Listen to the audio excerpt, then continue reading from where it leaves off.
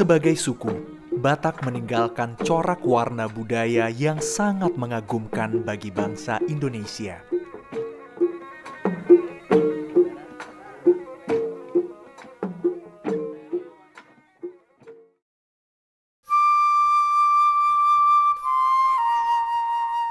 Sejak pertama kalinya awal budaya ini lahir di bumi Sumatera, banyak sekali pertanyaan dan pendapat tentang dari mana asal peradaban ini.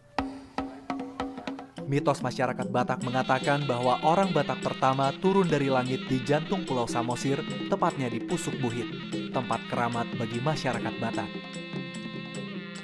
Batak adalah tanah tempat di mana ritual dan mantra-mantra menjadi bagian yang tak terpisahkan dari eksistensi masyarakatnya. Ketika sepenggal ritual terputus, jati diri dan identitas seseorang pun terputus. Derti Manulang mempunyai hutang adat pernikahan yang belum dapat ia bayar sejak 20 tahun yang lalu. Identitasnya sebagai suku Batak pun belumlah penuh karena hutang adatnya ini. Tante udah lama itu meninggal suami tante, terus gara-gara keadaan yang tidak mampu, makanya terlambat ini bikin adatnya gitu. Baginya, pencarian identitasnya sebagai bagian dari suku Batak adalah pencarian asal-usulnya.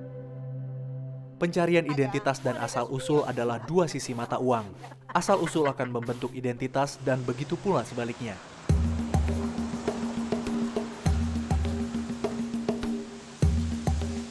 Sibolga adalah salah satu bandar terbesar dan tertua di pantai barat Sumatera saat ini.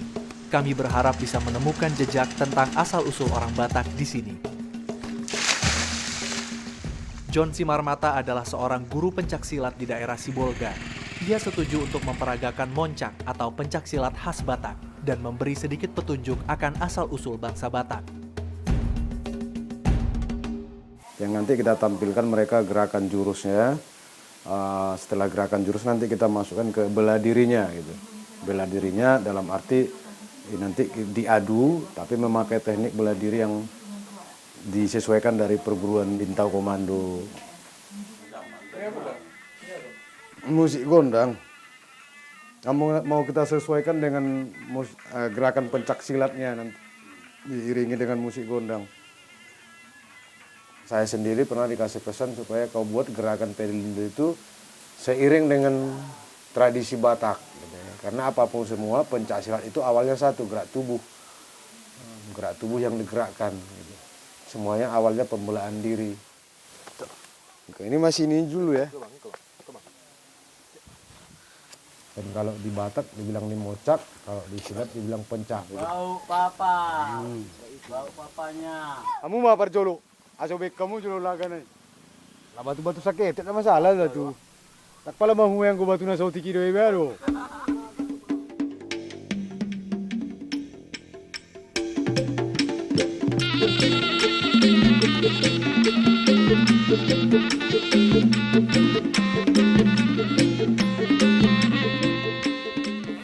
Pada siap dulu, kita istirahat dulu.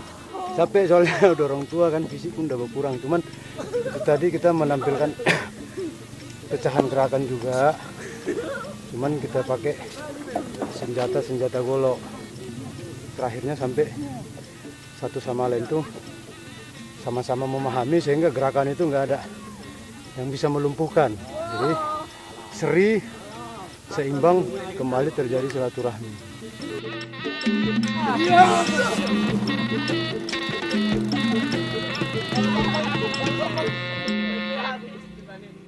John adalah seorang pemeluk agama Malim, agama asli masyarakat Batak mula-mula.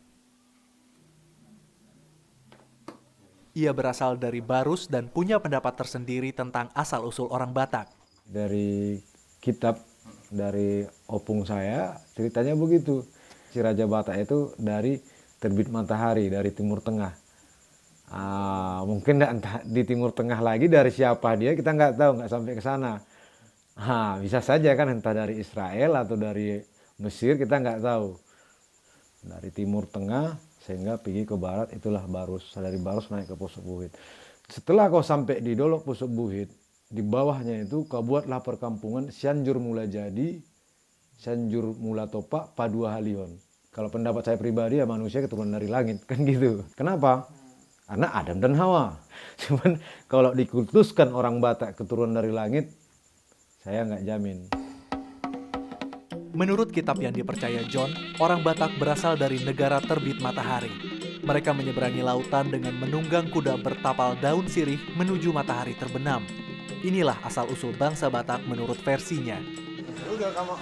Pendapatnya ini kadang tidak menyenangkan semua orang. Perempuan ini mengaku sedang dirasuki arwah leluhur saat berbicara dengan John tentang asal-usul orang Batak.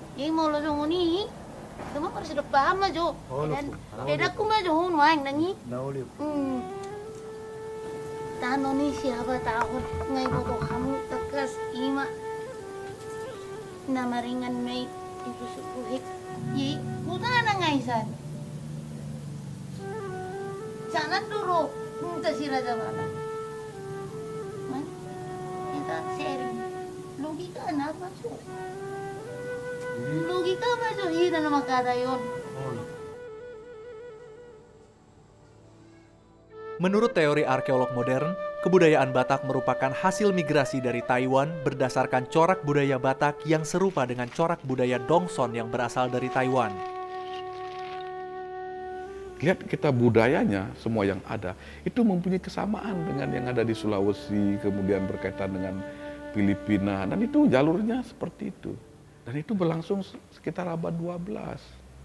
Nah di Pulau Samosir beberapa aspek pola hias Dongson kita temukan.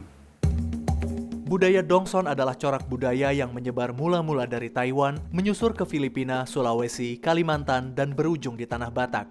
Hingga kini itu adalah teori terkuat tentang asal-usul masyarakat Batak. Walau sampai saat ini para arkeolog pun belum bisa menemukan tempat pendaratan mula-mula mereka. Jadi kisarannya pastinya kita belum tahu, dan itu harus memerlukan penelitian yang lebih detail lagi.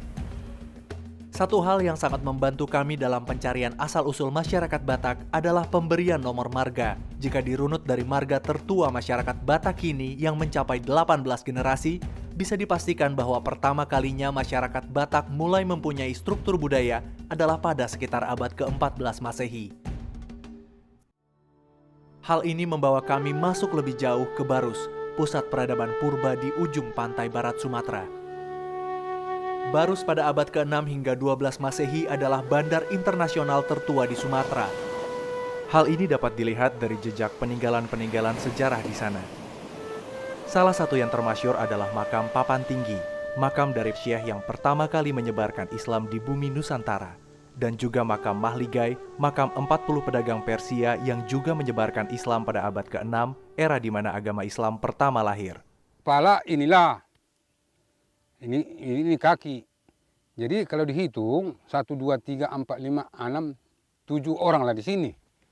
Kalau diperkirakan ini, 500-an ada. Kalau kita lihat bacaan tulisan yang ada di batu nisan ini, hanya kalimat tauhid aja, kalimat la ilaha illallah Muhammadar Rasulullah.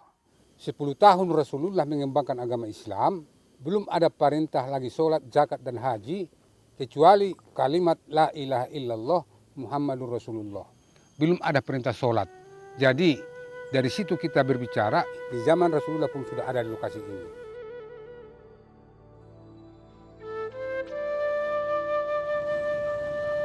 Barus merupakan kota pertama di mana terjadi banyak asimilasi budaya, dari Islam hingga India. Namun nilai budaya asli Batak di Barus tidak berubah. Salah satunya adalah nilai kepercayaan masyarakat di sana akan malim, kepercayaan asli masyarakat Batak.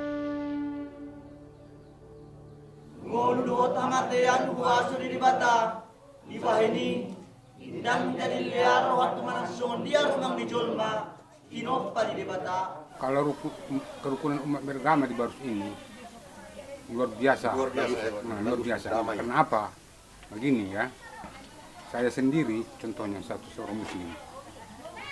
Pemilih saya ada orang Pambi, ada orang Kristen, ada orang Katolik. Jadi disitulah kami membuat suatu ikatan keluarga, baik walaupun berbeda agama. Jadi adat itu masih kuat di Barus ini. Bahkan di salah satu desa di Kecamatan Barus, di mana 90% penduduk beragama Islam, Miller sebagai seorang parmalim terpilih menjadi kepala desa.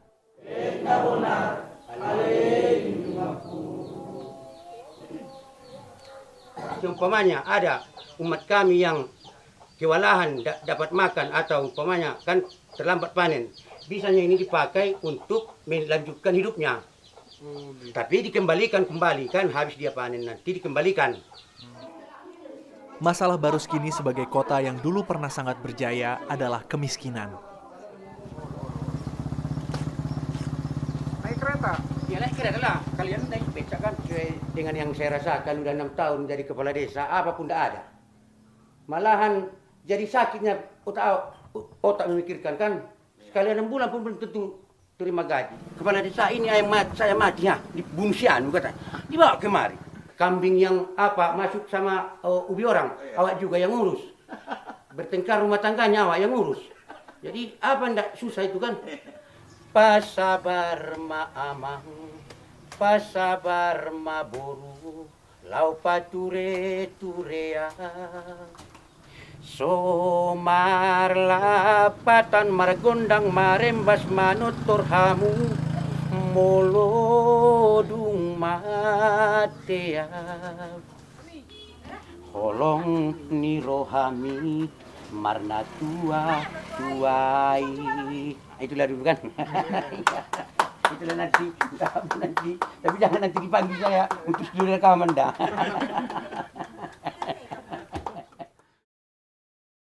Tiada ku sangka, tiada ku duga, begini akhirnya kisah cinta kita.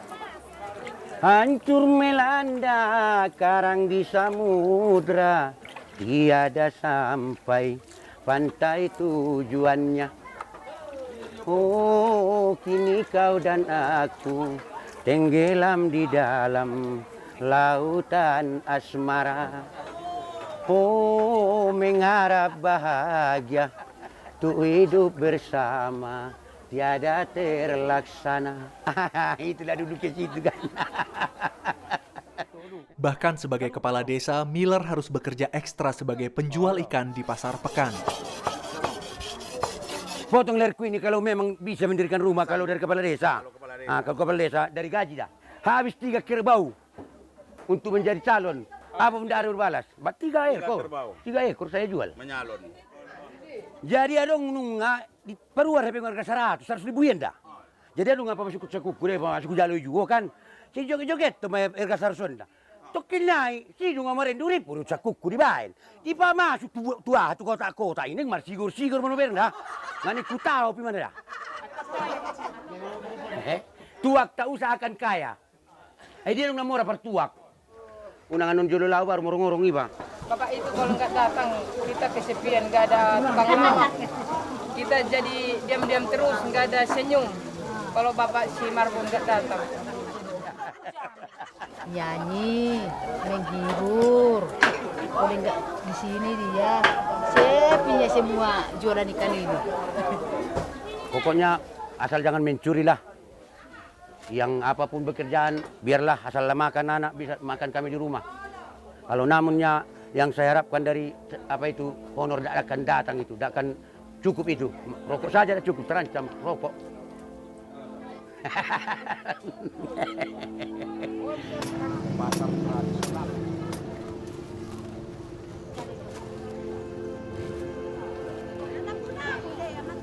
Namun ternyata lokasi Baruskini bukanlah lokasi sebenarnya. Barus yang ada pada abad ke-6 sudah tersingkir 25 km ke darat akibat proses pendangkalan pantai. Itulah mengapa makam-makam yang ada pada abad ke-6 kini tersingkir ke perbukitan.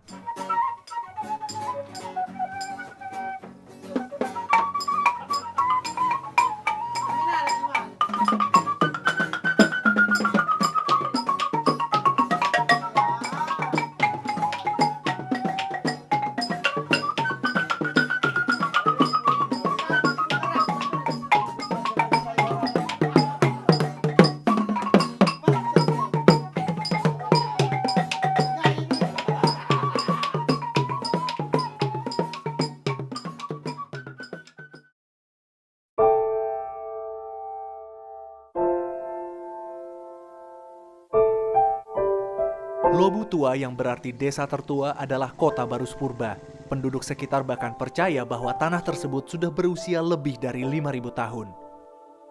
Lobu Tua adalah kampung dari Derti Manulang. Derti dipercaya masyarakat sekitar sebagai dukun yang dapat menyembuhkan dan menghubungkan manusia dengan roh nenek moyang.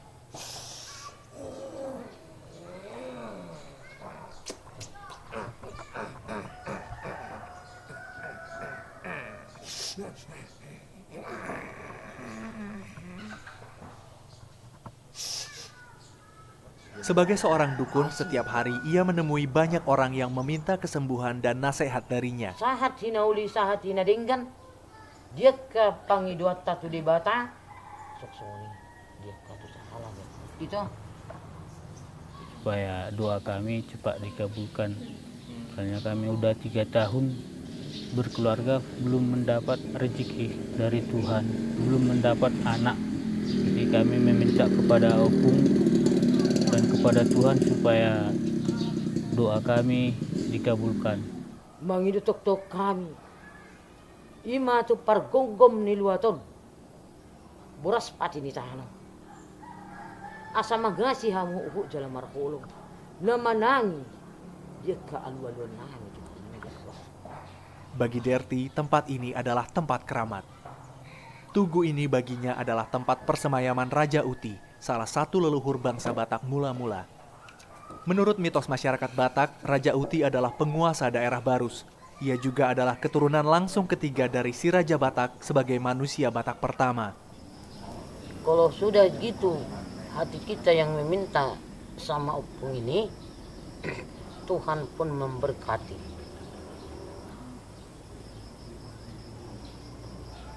Sebagai seorang dukun, Derti tidak pernah mematok bayaran untuk setiap penyembuhan yang ia lakukan. Bagi Derti, ia hanya ingin membantu orang lain dengan talenta yang ia miliki. Tidak peduli apakah nanti pasiennya akan memberinya uang ataupun hanya jabat tangan dan ucapan terima kasih. Malam ini Derti akan mengobati seorang anak gadis yang menurut ibunya terkena guna-guna. Kayaknya dia lupa sama aku. Dia kayaknya mau bingung-bingung. Semua nggak tentu dia. Ingat mau keluar aja sama temannya. Gitu. Makan sirih. Siap minum. Ayam minum tersenang deh. Ritual malam ini bertujuan untuk mengeluarkan guna-guna yang menurut Derti berada di perut si anak gadis. Awak mengecek kembali. Tidak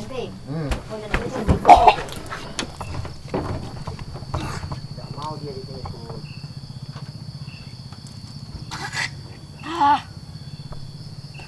Kalau dalam apa itu perbuatan udah dimuntahkan itu dia sehat. Masih ada lagi di dalam. Tapi harus pandai merayu baru mau dia.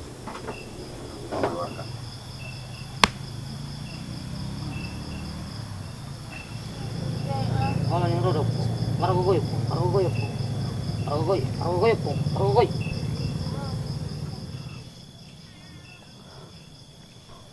Ia punya versi asal-usul manusia Batak yang sejalan dengan apa yang dipercaya oleh John. Dari desa Lobu Tua, pergilah raja-raja itu merantau dia kemana-mana.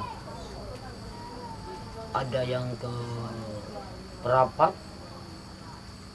ada yang ke Pucuk Buhi, Beserak.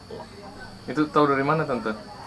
Itu dari batin, bukan nggak ada yang mengajari, ada yang batin saya yang membisikin sama telinga saya sendiri.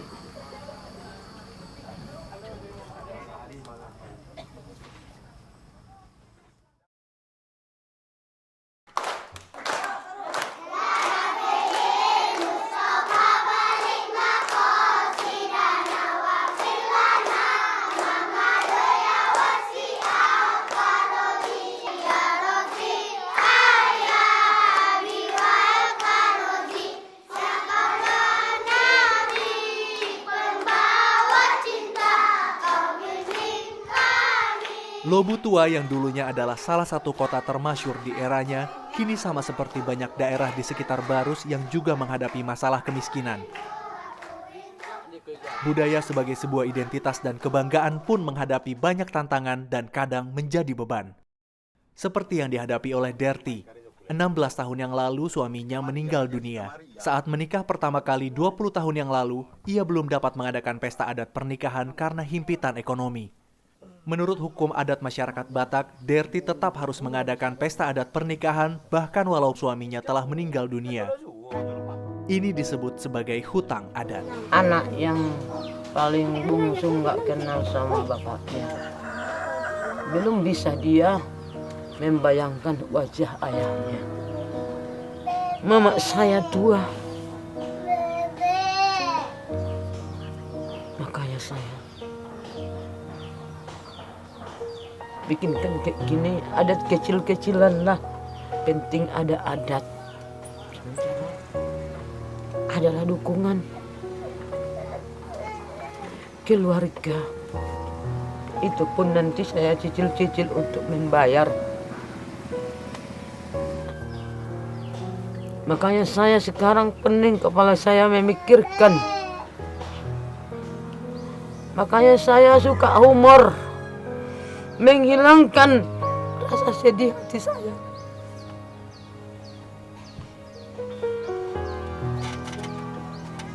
Bagi masyarakat Batak, jika adat belum terpenuhi, mereka belum merasa penuh dan utuh sebagai manusia. Bagus gara-gara rambutnya itu ya. Ia membutuhkan 3 juta rupiah untuk membiayai seluruh proses adatnya. Namun karena kekurangan biaya, ia memutuskan untuk menumpang pesta perkawinan keponakannya, di mana pada upacara pernikahan tersebut ia akan diberikan 1 hari khusus untuk membayar hutang adatnya. Ia memotong sendiri kayu bakar yang akan digunakan untuk memasak di hari pesta adatnya. Ini merupakan salah satu bakti yang ingin ia berikan pada ibunya yang berusia 100 tahun. Bagi masyarakat Batak, jika seseorang mati sebelum semua anaknya dikawinkan secara adat, kematiannya dianggap tidak terhormat.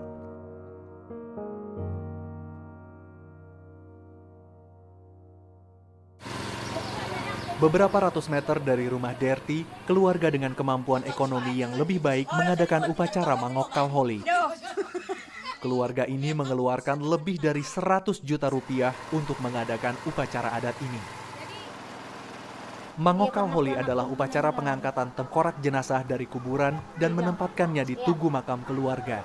Ini adalah salah satu upacara Batak Purba yang masih dilestarikan hingga sekarang. Masyarakat Batak adalah suku yang merayakan dan berpesta dalam kematian, dan kerbau selalu menjadi simbol dan persembahan untuk setiap perayaan. Dalam rangka untuk menggali tulang belulang nenek moyang kami yang masih terpisah dari kuburan keluarga kami. Jadi besok hari pertama pesta itu, di hari pertama jam 4 lah kerbau ini bakal dipotong.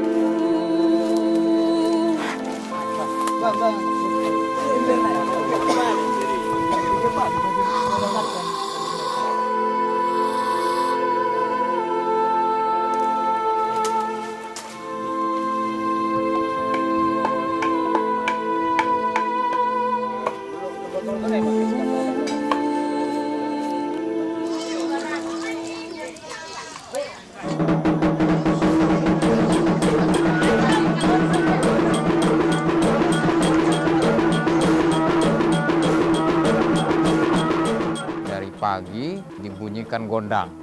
Gondang itu namanya gondang Sabanguna. Tujuannya itu untuk memanggil arwah-arwah nenek moyang untuk bersedia datang reinkarnasi, berbicara kembali, ngasih petunjuk-petunjuk kepada turunan-turunannya. Setelah gondang atau musik Batak dimainkan, upacara dimulai. Di sini mereka akan melakukan pemanggilan roh nenek moyang di Jabubona atau altar tempat melakukan tarian tortor di sebelah kanan dalam rumah.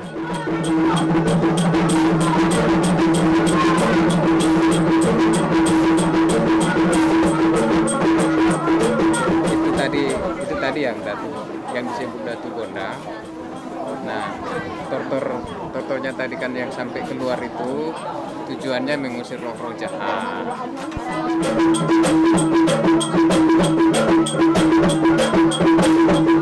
Setelah upacara menortor dan memanggil arwah leluhur selesai, penggalian kuburan pun siap dilaksanakan.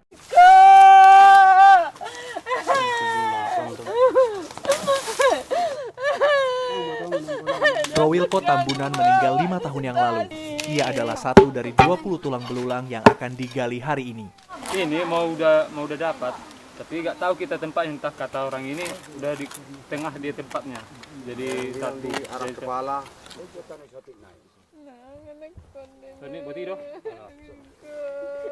Baru.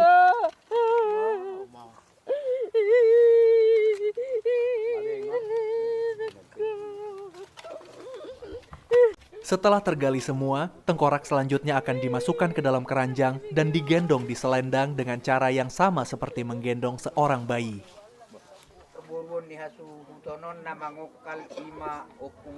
Setelah semua tulang belulang dimasukkan ke dalam peti, kemudian tengkorak-tengkorak siap untuk dimasukkan ke dalam tugu-tugu keluarga.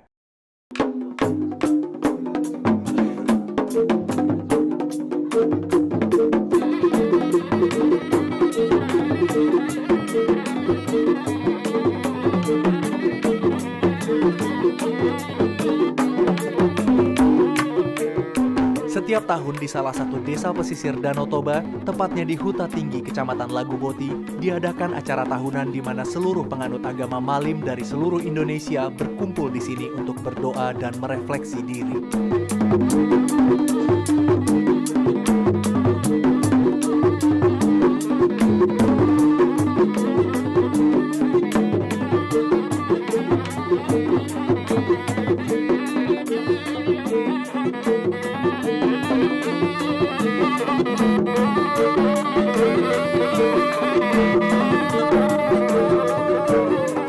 John, sang guru pencaksilat yang juga seorang parmalim dari Punguan Sibolga, hadir juga di acara ini. Ia mengendarai sepeda motor selama 5 jam untuk mencapai Laguboti. Ini acara persahadatan. Persahadatan yang artinya kita datang semua dengan kembali Pak Sogit ini menyampaikan kepada Yang Maha Kuasa bahwasanya kita telah sampai. Supaya memulai acara untuk besok. Opung Martogi, istri Miller Marbun, kepala desa Barus, hadir di sini. Miller tidak dapat hadir karena kekurangan biaya. Di situ ya? Bawah.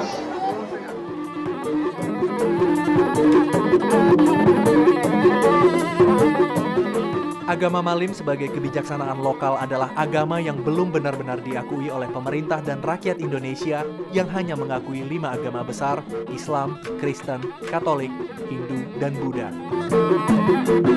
Walaupun kini keadaan sudah membaik dengan diakuinya aliran-aliran kepercayaan, namun sikap diskriminatif tetap ditemui oleh para pemeluk agama Malim. Bapak mertua John menceritakan pengalamannya sewaktu ia sekolah saat ia sempat tidak boleh mengikuti ujian karena kepercayaannya ini. Tidak bisa masuk parmalim. Ujian ke saya. SMP kelas 3 saya berhenti. Saya takut tidak masuk ujian. Tidak bisa. Iya. Itulah. Masih dikali kalau pulang nangis aku.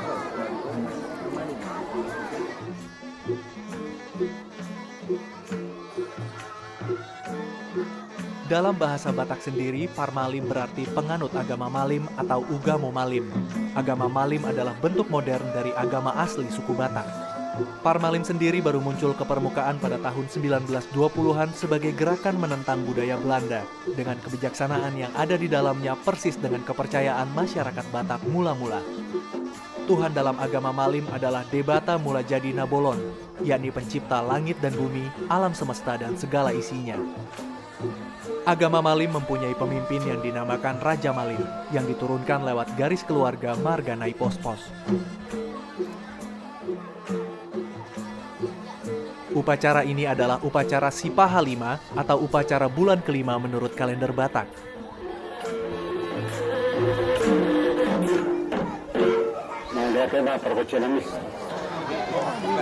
Bahasa kami lagi makan bersama. Karena upacara ini berlangsung selama 3 hari, di Lagu Boti kebanyakan peserta tinggal di asrama yang disediakan Kompleks Parmalim di Huta Tinggi. John tinggal di luar kompleks. Ia tinggal bersama saudara-saudaranya, yakni orang-orang yang bermarga sama dengannya. Masuk aja, Bu. Satu marga aja, walaupun tidak satu darah dia, satu marga dari sananya dianggap keluarga. Contohnya kan kayak marga Parna gitu kan. Parna itu Simbolon, Sitanggang, Dalingging gitu kan, banyak. Nadeak, banyak Simarmata sama aku juga kan. Walaupun dia beda marga, tapi kalau dari atasnya sama Parna dia itu dianggap keluarga.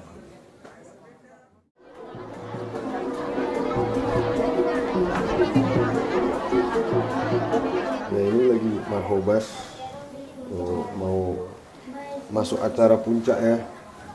Cara pemilihan bolon yang langsung ke menyampaikan sesajen atau istilah kami Parmalim pilihan bolon ke Opung Debata Mulajena Bolon penguasa alam semesta. Opung ini kan Kristen, walaupun kita Parmalim, kayaknya nggak ada jadi perbedaan gitu, semuanya aman, damai. Keluarga semua. Bukan berarti karena agama beda jadi terjadi kesalahpahaman, tidak. Tidak ada. Kalau agama ini Parmalim kan antara kita dengan Tuhan. Kalau adat itu antara manusia dengan manusianya. Walaupun agamanya Islam, Kristen, atau seperti kami Parmalim, tapi kami nggak akan pernah saling ada perselisihan paham. Iya, nggak pernah berantem, nggak pernah cekcok.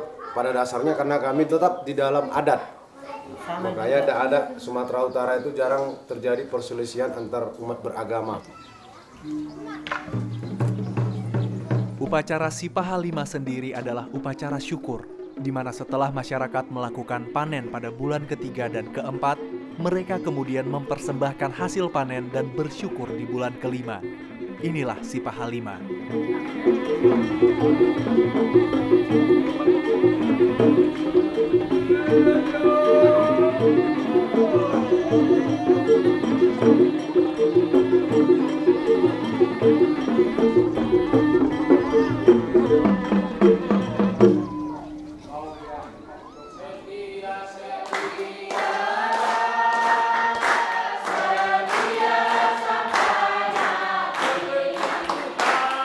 Sementara itu di Lobutua, hari pembayaran hutang adat bagi Derti Manulang semakin dekat. Effendi Manulang, keponakan dari Derti Manulang, baru saja melangsungkan janji pernikahan di gereja dan tengah mempersiapkan pesta adat pernikahannya.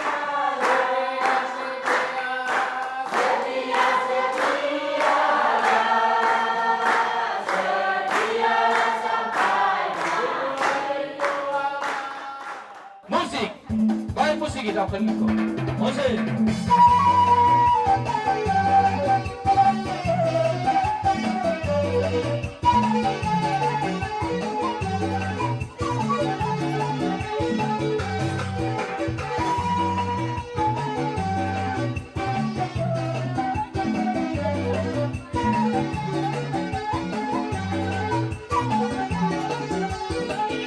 Ulos adalah kain yang sakral dalam masyarakat Batak. Dalam setiap upacara pemberian ulos seperti perkawinan, ulos selalu dibalutkan kepada penerima, dalam hal ini mempelai, dibarengi dengan pesan dan nasihat. Dalam filosofi masyarakat Batak, ulos dibalutkan ke tubuh penerima sebagai simbol untuk pemberian kehangatan dan penerimaan.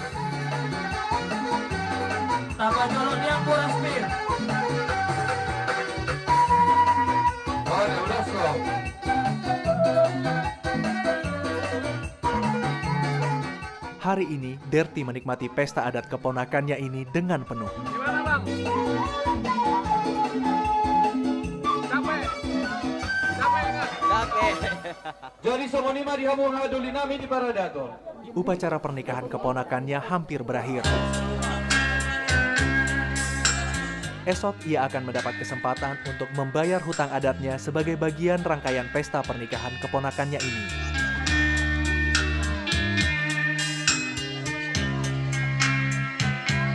Ini ratu kita malam ini. Tepuk tangan buat kedua mempelai.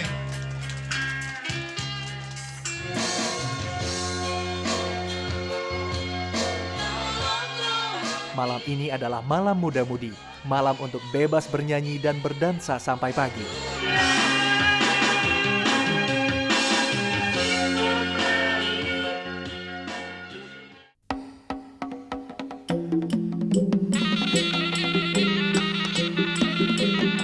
Derti banyak mendapat bantuan dari teman, saudara, dan warga kampung Lobu Tua dalam pelaksanaan upacara adatnya.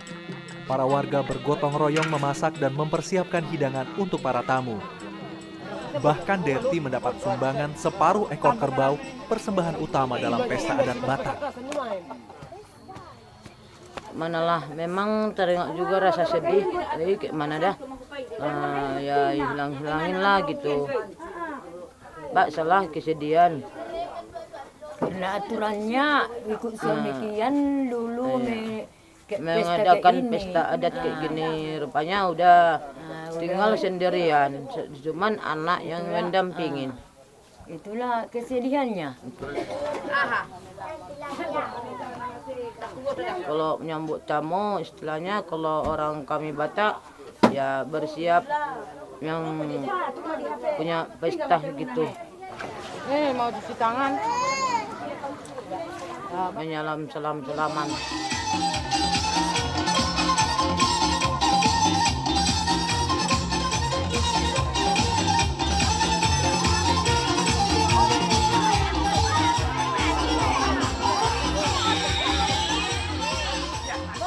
Setelah Derti menyambut tamu di depan rumahnya, sekarang saatnya ia untuk berjalan ke rumah ibu kandungnya untuk mendapat parsahat upa-upa, yakni berkat dari pihak keluarga perempuan.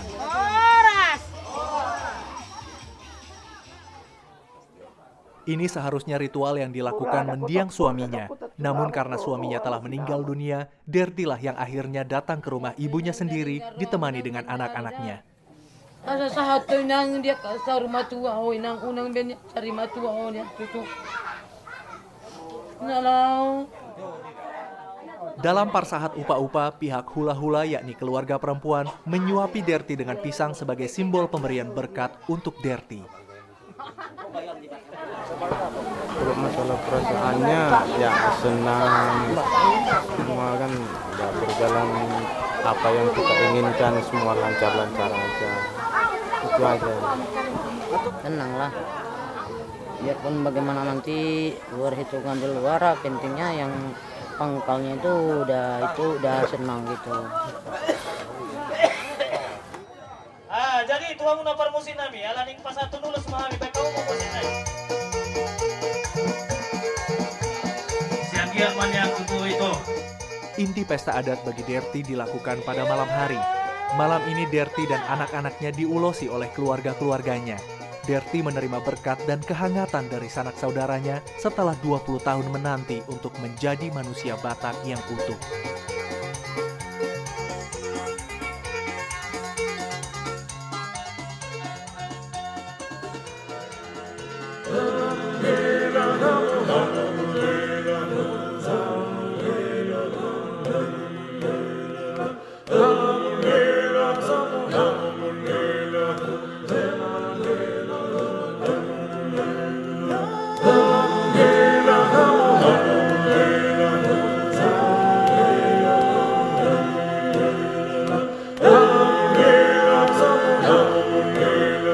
Setelah upacara berakhir, Derti digiring sanak saudaranya kembali ke rumahnya, utuh sebagai bagian dari suku Batak.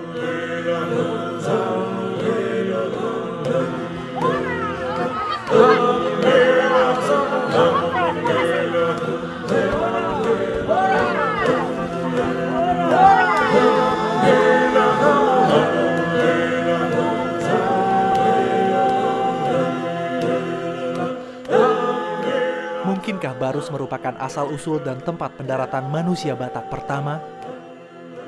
Asal-usul budaya dan masyarakat Batak mungkin belum saatnya terungkap.